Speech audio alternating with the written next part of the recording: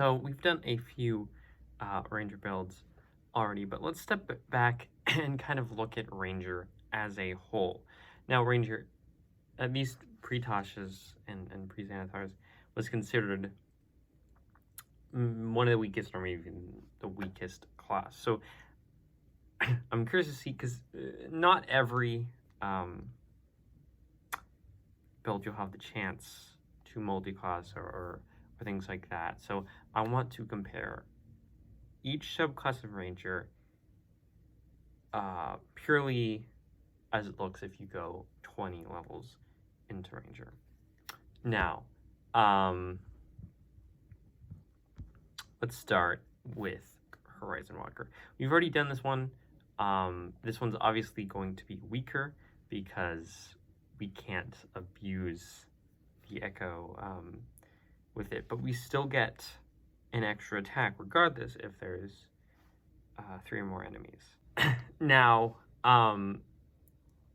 we're pretty much going to start the same way, right? So we'll, as we go up, we start it with favored foe. Pretty much for all Ranger builds, it's going to be the same until level 3, right? Which means we choose the Tasha's options, which is favored foe and natural. We exchange natural explorer for the ultimate version, and then choose. We're pretty much going to go archery for all of them, because sharpshooter works better with archery, and there's really no reason to go melee in like any of these. So, yeah, and then 3rd level is when we start to get interesting. Now, at 3rd level, we're actually going to be doing more damage by using our bonus action ability, which is to deal an extra D8 damage when and change the damage of our attack to force. But we're going to, it's like, how can we get a bonus action attack with range? We'll get there. But then moving on, we get extra attack at 5th level as usual, you know, and we're just gonna bump up our dex, and we'll want to grab sharpshooter as soon as we can to remove ASIs. Pretty much for all of them, for ASIs, what we're gonna look for is like sharpshooter first, just get that in damage up as soon as possible. Then max for dex, and then take gift of the Kremnite Dragon, which is now out of UA, so all those builds are still legal, which is awesome. 6th level, we just get bumped up favored foe. 7th level, we get our 2nd Horizon Walker ability, which is going to be Etherealness. Again, this isn't useful for our Echo Knight one we did earlier. This is actually more amazing. I forgot to elaborate on this, but like when we're in the ethereal plane, we can still attack from our Echo's position, so we can just chill and beat people up from a distance, which is wonderful. But back on track. At 9th level, we're going to get our we're going to get 3rd level spells, which Horizon Walker already gets haste. For other ones, you're probably going to have to go into the Rakdos cultist background for that. But so we're making 3 attacks. We can drop favored foe because this is just more damage at this point. Then at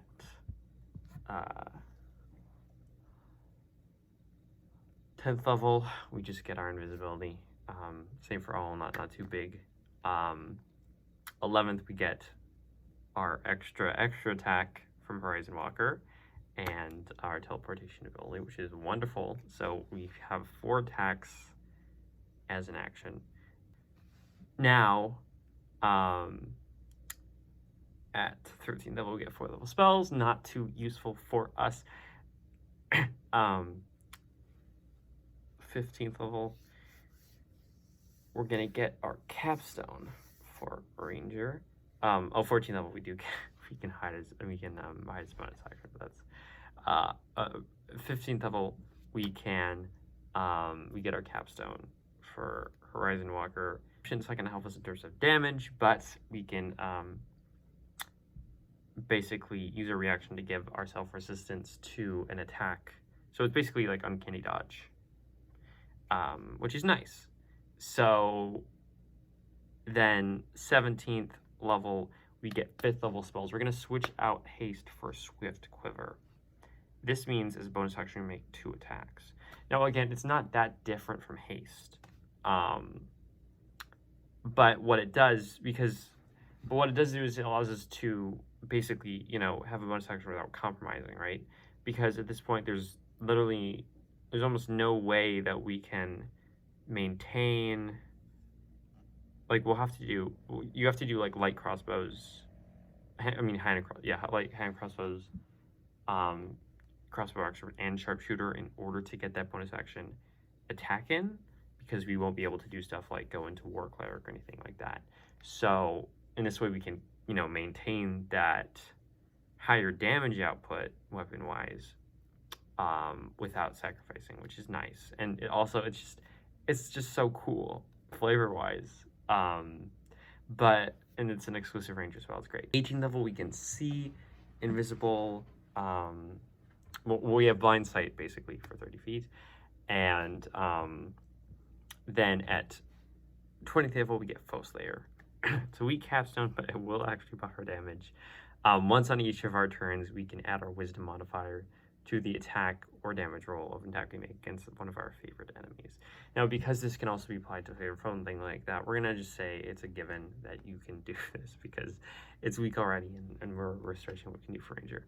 But basically, we can add our Wisdom modifier to the attack roll or damage roll. It's a nice versatility. I wish it was, but anyways, I wish it was best because I'm the one's returning. But it's just going to be an extra +5 static damage to our total.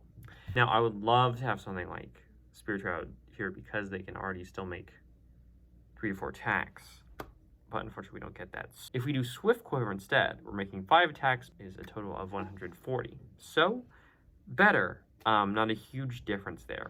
Now, let's do Hunter Ranger next because it is not that different. By what I mean there is that it's either a small increase in damage or an extra attack, which is basically the same options with Horizon Walker, where they can use their bonus action to add, the force damage or have the extra attack later eventually. Because at 3rd level, we get 3 options for Hunter. 1, Colossus Slayer, we deal to a when we hit a creature, we can deal a D8 damage to it if it has less than its maximum hit points once per turn. We can use Horde Breaker to make another weapon attack turn if there is a creature within 5 feet of the original one. Or we can use a reaction to attack the creature if it misses us. So here's essentially two options to get an extra attack conditionally, right? Or extra damage. Then at 7th level, it's not going to help us in terms of damage, but they're just great abilities. Disadvantage on opportunity attacks, again, not the greatest because like some abilities just give free disengage. Multi-attack defense, which is if a creature attacks us, we get +4 to AC for also secret attacks made by that creature, which is great against, creatures that have like a single boss monster. And Steel Will, again, advantage against being friend. Again, not too great, but I would say it's regardless of the situation. Then we get multi-attack at 11th level, which is, again, another ways to bump up how much damage we can do. Because, again, conditionally, we have Whirlwind or Volley. Whirlwind, we'll be using Volley pretty much, right? So we can use our action to make a ranged attack against a number of creatures within 10 feet at a point. You can see with our weapon's range. So I'm going to say take Giant Killer, which is the one that allows us to make a reaction attack, and then take Volley, right? So this way you have basically 2 options to get a second attack. One is if there's basically 3 creatures within that 10-foot spot, or if there is, creature hits you or misses use reaction. So we'll almost consistently get to have an extra attack, which is pretty great. Then, again, our final ones won't help us in terms of damage. we get some actually cool ones, like basically stand against tide. If a hostile creature misses us, we can force them to attack a different creature other than us. So if they miss us, we get to attack them, and then they get to attack one of their allies, which is amazing. Uncanny dodge or evasion, right? So this would be the same damage as Horizon Walker, that being 140 damage because we get that extra attack, or we'd have to, because we get Swift Quiver and all that, right? So not different, but again, Hunter Ranger is still pretty solid because of all that versatile abilities we get. So it's nice. In the case of Hunter, yes, we will have 133 damage dealt by favorite foe, but you'll just want to go into Swift Quiver either way with Horizon Walker, because remember, it is multiple targets you have to hit with, because favorite foe is only one. Monster Slayer. Monster Slayer is an interesting one. So we get our subclass spells are Protection from Good and Evil, Zone and Truth, Magic Circle, Banishment, and Hold Monster. So a pretty good selection. So first, we get 100 Sense, which allows us to, as an action, learn if a creature has any damage, immunities, resistances, vulnerabilities, and what they are in terms of type.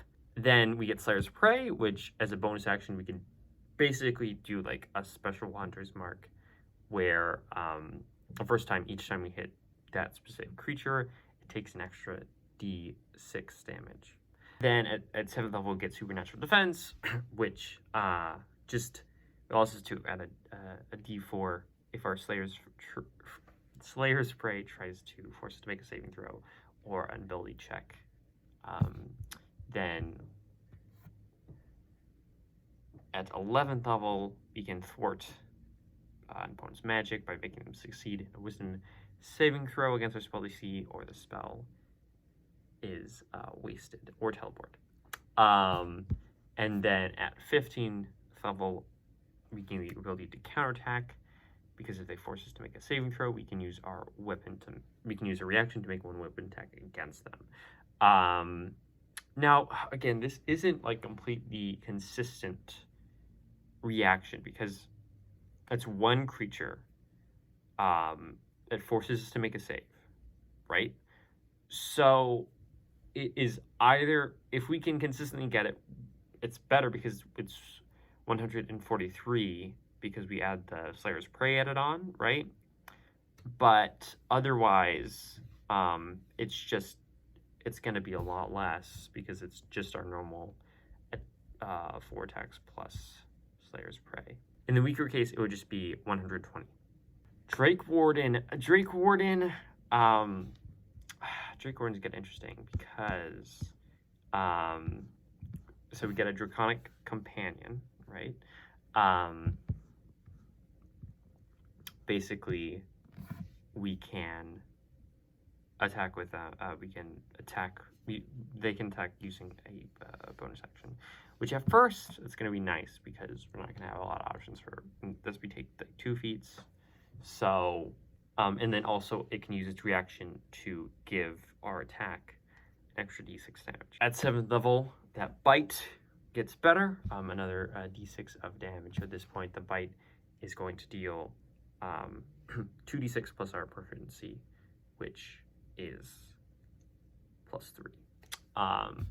And then 11 levels, things start to get interesting because they get a breath weapon, which is 66 and then upgrades to 8d6 at 15th level. We can only use it once per rest, but we can spend a 3rd level or higher slot to use it again. The thing is, this is an action, right? We could, if we have haste, right, we could action, use the use the breath weapon, and then bonus action stomach attack, bonus action and extra action. But it's still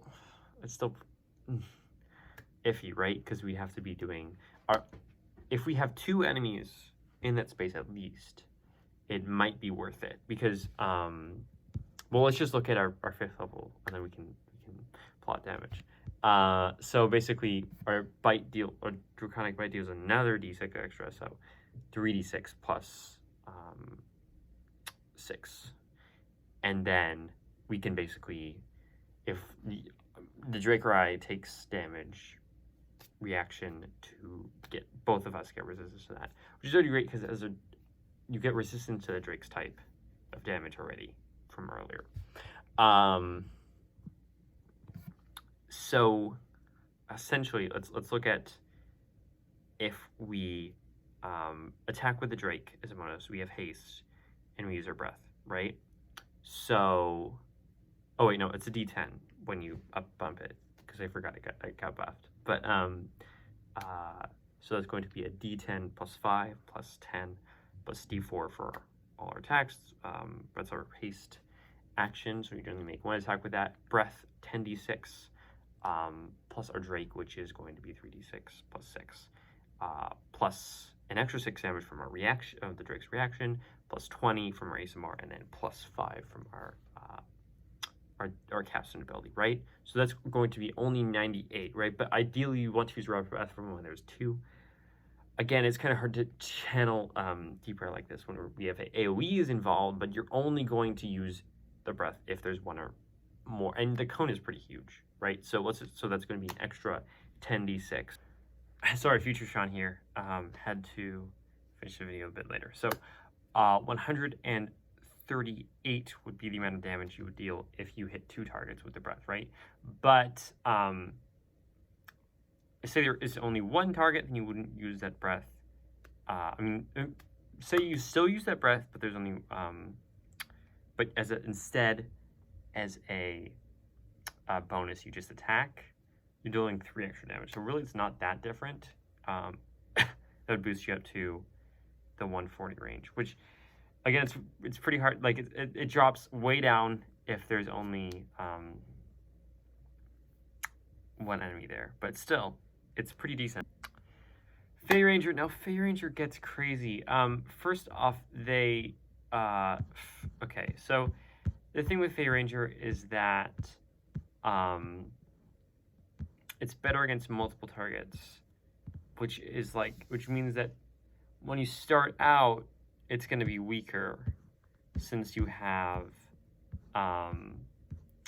like Favored Foe wants you to do 1 target, right? And then Fey Ranger because basically its ability Dreadful Strikes means that you can augment your weapon strikes with mind scarring magic. When you hit a creature with a weapon, you can deal an extra D4 psychic damage to the target. They can only take this extra damage once per turn, and then increases to but you can do it against multiple creatures, so you can still take it. This increases to 1d6 at 11th level, right? You get Charm Person, Misty Step, Spell Magic, Dimension Door, and Mislead as your subclass spells. You had to add your Wisdom modifier to Charisma checks. And then at level 7, you get another Charm ability. It's not really that valuable in terms of DPR. We just can, if a creature succeeds on a saving throw against being charmed, we can use reaction to force a different creature within 100 feet to make that same charm, right? So pretty good because it never actually says an enemy, so we can use our own charm abilities on a creature, and if they fail, we can just use another creature in the area, which is great. And then we have advantage on saving throws against being armed, frightened. So it's just a good niche, right? So the real thing happens at 11th level, which we can cast Summon Fey without material components, and we can do it without a spell slot once per long rest. And then when we start casting a spell, we can modify it so it doesn't require concentration, and if we do so, its duration becomes a minute. So remember, now this ability doesn't have to be tied with spending a spell slot. So we can spend our high slots to cast Summon Fey without concentration and still have concentration for something else, which means, 1, we can do 2 Summon Feys. We can do, without Favorite Foe, or we're going to get Swift Quiver later, which is probably the best option. So then at 15th level, we get Misty Wanderer, which is just a buffed Misty Step. We don't really care about that. But so essentially, what that means is that for each of our, so okay, let's look at first ability is, let's say we just have one 5th level summon Fae, and then we're making our attacks as normal, okay? That's going to be 1d10 plus 5 plus d4 from Chromatic plus 10 from Sharpshooter, and then plus 6, a d6 from our Dreadful Strikes, and we get to make 4 attacks because 2 is an action, 2 bonus from Swift, plus 20 from ASMR, plus 5 from our capstone ability, and then we add our non-concentration Fae, which is a d6 plus 8 plus d6. We make 2 attacks with that. 159, which is the highest of all. Even the 2-target Drake Warden was the highest before. We're basically reaching 160, which is incredible. Now, if we do, this is going to be better than choosing 2 Fae because we only get, like as you saw, like the damage we get from it really just puts it like 20 higher than the highest option. Well, it was like 30 or 40 higher than the base, which is still like pretty good. But like we get an extra attack, and we're already benefiting from our attacks because we're getting a d6 extra on every attack. And again, like you need to have 4 enemies for this to be fully utilized. So in some cases, it might be better to do Fae, but for the most part, like, so now what do we have left? So we've done Monster Slayer, we've done Drake Warden, we've done Fae, now we have Gloomstalker, and Swarmkeeper. So well, let's talk about Swarmkeeper first, because now it really isn't that, so okay, let's look at what the base Ranger is, because then we can talk about like things that just add on one thing, okay? So like normally, if we're just building a level 20 Ranger, right? And let's assume that you have a subclass like Gloomstalker. And it's weird to say Gloomstalker because it does give us benefits, right? Because it gives us that extra attack the first turn. It's a great burst damage subclass. But like its abilities just really don't help us in terms of ongoing damage. Like we get proficiency in wisdom saves, which is great. We get the ability to be invisible, which means in darkness, which means we get advantage on attacks. And we can use a reaction to disimpose a disadvantage on a roll. And then if we miss an attack, we can make another attack. So we're like, talk about consistent damage. We can make hisses mitts. We have advantage. Like it's a great subclass. It just doesn't help us in terms of like raw damage, right? So let's just say, you know, we get no benefits, right? So this means that, you know, Swift Quiver is probably our best option here. So we're dealing, you know, just a d10 plus 5 plus 4 from Chromatic plus 10 from Sharpshooter, and then times 4, and then plus 5 from our Capstone, and plus 20 from ASMR is just going to put us at 117. So like 120-ish range, which, again, like, considering, I know that no, like, pure output is this, like, Paladin and Ranger are supposed to kind of be equals, right? And we have, like, Paladin, you know, we're reaching like 200 as the baseline. This is like, you know, we're getting like 120s, 130s for the baselines here. But regardless, so that's like for the Gloomstalker, that would be range. And then like Swarmkeeper, they literally just do, like we have, once per turn, you can cause a swarm to do certain things, right? It either pushes them, it either moves us, or the target takes a d6 piercing damage, right?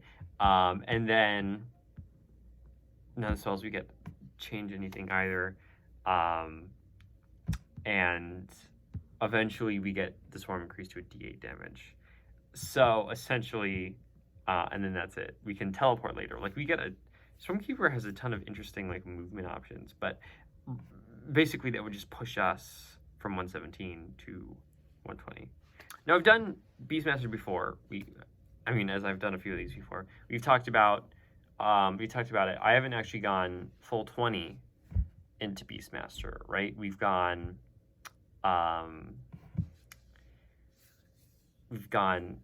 11 into it, and we've gone 15 into it. So in this case, like, right, there's two options for the Beastmaster, right? That being either Poisonous Snake, or like one we sacrifice attacks, but each attack does more damage. Or on the other hand, we sacrifice and that's like with haste, it's just better with the lower ones because we get an extra sacrifice, and then Spirit Shroud, because we're not going to get Spirit Shroud, which means we're leaning towards the our elemental creature for that damage. So is going into 20 really going to change much for us? Because at this point, like, sharing spells isn't going to change anything for haste. We're going to want to do haste no matter what. And like literally the only damage we get is just 5 extra damage. So now remember, our beast can make 6 attacks, because every attack we sacrifice, the beast can make 2, which means when we take our normal extra attack, our beast can make 2 attacks. When we take our haste action, our beast can take 2 more. And then when we take our bonus action, our beast can take 2 more. And we're going to assume we get the chance to charge these twice. So it's going to be a d8 plus 6 times 6, plus 8, sorry, because our proficiency is going to be 8 at that point. d8 plus 8 times 6, and then plus 2d6 charge. And then for our main attack, is just going to be 1 attack. So d10 plus 5 plus 10 plus a d4, and then plus another 5 from Wisdom, and then plus 20 from ASMR, right? So it's going to put us in the 130 range. So pretty good, pretty solid.